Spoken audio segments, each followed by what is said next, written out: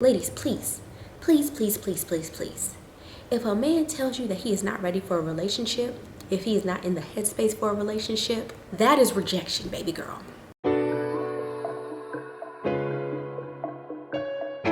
Hey you guys, it's your girl Ivy, aka IO. If you know, then you know. And welcome back to my channel. So I got a request from one of my subscribers. Her name is Melissa Malasara. Did I say that right, girl? Malasara 6403, and she wanted me to talk about navigating rejection, specifically regarding relationships that you really want to work out. Now, when we usually think about rejection, we're thinking about, possibly liking someone and they don't like you back. Like you show interest and they let you know, like, nah, I'm good, or, like I already have someone, or I'm not interested, I'm not attracted. But I think we should dig a little deeper and talk about how you can find yourself being rejected by someone, but they still keep you around. That means being involved with someone who may reject you in the form of you make plans or say you'd like to spend time with them, and they say that they're okay with it, or they say they're down, and then next thing you know, when it comes time for you guys to link up, they may suddenly stop responding to your text messages. They may flat out ghost you without explanation, and then they may even pop back up. But that was still rejection. Another form of rejection in regards to relationships that you want to work out is simply when a person doesn't make time or space for you. So this could be someone that you're talking to, this could be someone that you're dating, or even someone that you are in a relationship with. And if they never seem to value spending time with you, like you're letting them know, hey, I'd really like to do these things with you, I really want for us to spend more time, and they tend to downplay it like, oh, I'm busy, or once again, like the first scenario, they sort of kind of make plans but never really confirm, and then when it comes time to doing said thing, something else is always more important. That in itself is a form of rejection. Them not wanting to bring you around their friends. If you've been in a relationship for a while with them, they don't want to bring you around their family. They don't want to welcome you into spaces that they exist in. Like, let's say it's Christmas time, right? Let's say the holiday party is coming up. You seem to have been rocking with this person for a while. It would only make sense that they would invite you to said holiday party with them as their plus one, but they make up an excuse as to why you shouldn't come. That's rejection. And I'm using these as points because I want to make it clear that rejection doesn't always have to be explicit.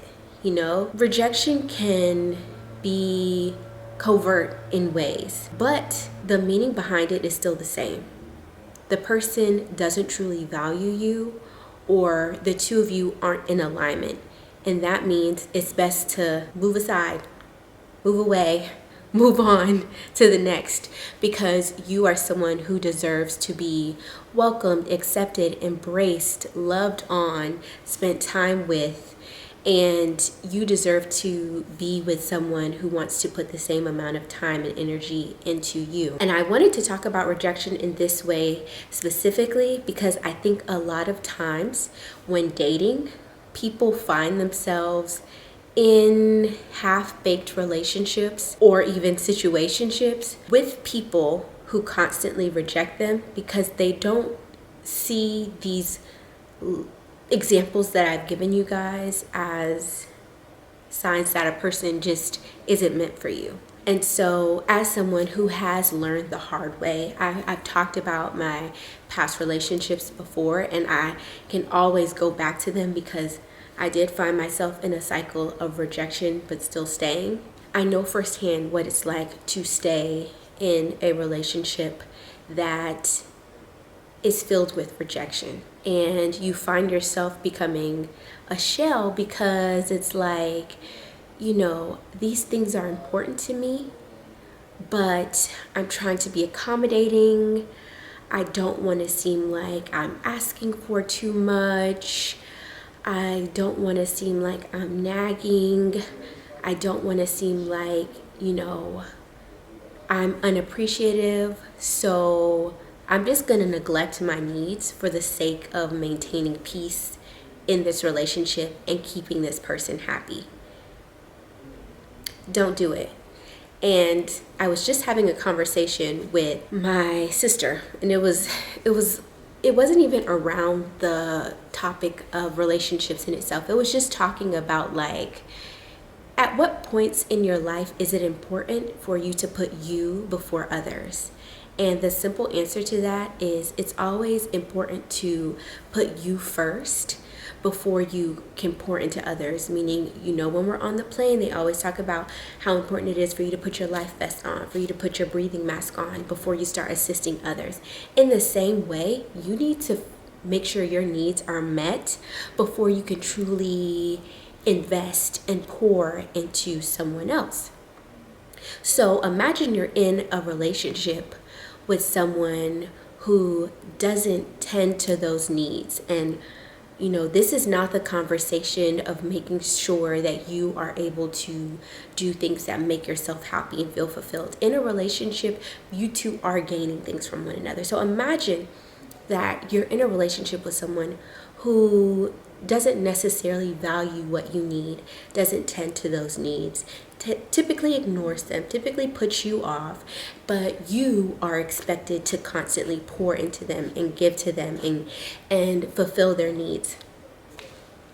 You're going to run yourself ragged, and then you're going to find yourself resenting them. But also, the longer you're with them, the more you're going to feel like you need to fight to make it work. I'm telling you, honey, if you are not in a relationship that fulfills you with someone who values you and your needs just as much as you value theirs, you should not be in that relationship. So yeah, when it comes to rejection, what exactly are you being rejected from? Is it quality time? Is it sex? Is it meeting the friends and family? Is it that your emotions, your feelings are rejected? Like, take into account that. It's one thing to be like, oh my gosh, I want a Maserati for Christmas. And he pulls up with a Lexus and says, babe, this is the best that I can do. And you feel rejected. And I know that's like very over the top, but you get what I'm saying. It's one thing for someone to genuinely be trying, and I was kind of hesitant to even use the term trying, because sometimes someone who constantly rejects you will downplay your needs by saying, I'm trying, this is the best that I can do. I'm not talking about that. I'm gonna come back to that in a second. But you don't want to mistake someone trying as rejection, right? But if someone is using their incompetence as I'm trying, this is the best that I can do, and the best that they can do does not meet your needs or your standards, you need to abandon ship. Simply because it doesn't necessarily mean that this person is a bad person. It simply just means they're not a good fit for you. As much as you want something to work, if the two of you aren't equally yoked, it's just not going to work. And you can fight for that for 6 months, for a year, for 10 years, but it will still boil down to the same thing, that you guys aren't right for each other. Oh, another form of rejection. Ladies, please, please, please, please, please, please.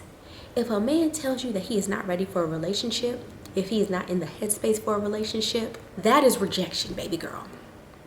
Just because he still sleeps with you does not mean that he wants you.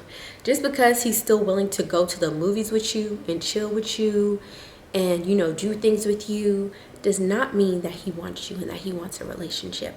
Take his word. When he said he wasn't interested in a relationship, when he said that he wasn't in the space for one, or he wasn't ready for a relationship, that is rejection. Stop trying to make it work. Stop trying to make it fit, girl. He already let you know what it is. That's why 6 months later, when you're looking at him like, what are we doing? We're doing all the boyfriend, girlfriend things. He's looking back at you like, I told you I wasn't ready for a relationship.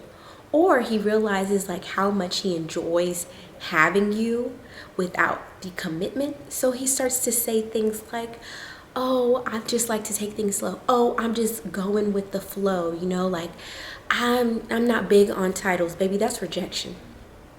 That's rejection. And it also goes back to you guys just not being equally yoked. If you want something more serious and he does not, take that as rejection. Take that as we're not a good fit.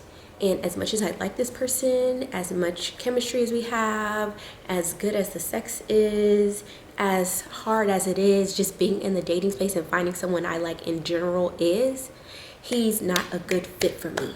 Value yourself and love yourself and let them go. The things that you do need. Excuse me, I'm recovering from a sinus infection. The things that you do need, the things that you didn't get from said person, take a little time, give yourself a little dating break, and do those things for yourself. You like flowers? Go buy yourself flowers. Go to a local Trader Joe's, a Kroger, you know, local grocery stores have them. Go and get yourself flowers. Go to that restaurant that you've had on your mind, on your list for a while. Go by yourself. Do a solo date, girl. Pamper yourself. Book a spa day. And I'm telling you, you will feel so much better than being in a relationship with someone who treats your needs and your desires as secondary. That's also what I did in between being in a relationship where I constantly felt rejected and finding my husband. I did that in the in-between, and baby girl, by the time I met my husband, like, I wasn't tolerating mediocre. And I think that's why God has blessed me in the way that he has in terms of my now love life and relationship. I'm not one of those types who's constantly posting me and my partner. I don't know if you can hear my daughter crying. She just woke up from her nap. But yeah, I'm not one of those people who like constantly is bragging about what my husband does or like trying to look like the it couple on social media, because I do realize like all relationships online that glitter are not gold. But one thing I will always do is give that man his flowers, okay? On this platform, if ever he comes up in conversation like now, I gotta let you guys know just how blessed I am to have him. But I also have to let you guys know how it wasn't an easy road to meeting my now husband. And just because you encounter some frogs and you have some hiccups and you find yourself at a point of having low self-esteem and feeling like you'll never find the right person, that it is still very much so possible. Through God, all things are possible. Okay? And in the in-between, that my season of singleness, where I did focus on strengthening my relationship with God, strengthening my relationship with self, and just pouring back into myself, I was able to show up with a sweet, full, glittering cup that was ready and willing to pour into someone who equally came with a delicious, tall cup of chocolate milk. All right, you guys, I'm okay. I'm gonna stop playing. Like I said, the little one just woke up, so I'm gonna wrap this up. But like I said, you guys understand that rejection isn't always like the usual in your face, and rejection comes in the form of someone refusing to value your time, meet your needs, see your value, okay? And whenever someone does that, know that you deserve more. Don't give them a second chance to disrespect you or reject you.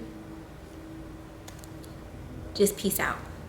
I promise you, the space that you make by removing them will make space for God to bring the person into your life who won't reject you, who won't disrespect you, who will uplift you and take care of you and love on you in the way that you deserve. So that's all I have for this video, you guys. Please let me know if you have any thoughts or comments. Put it in the comments below. As usual, like, comment, and subscribe. And I will see you in the next video. Bye.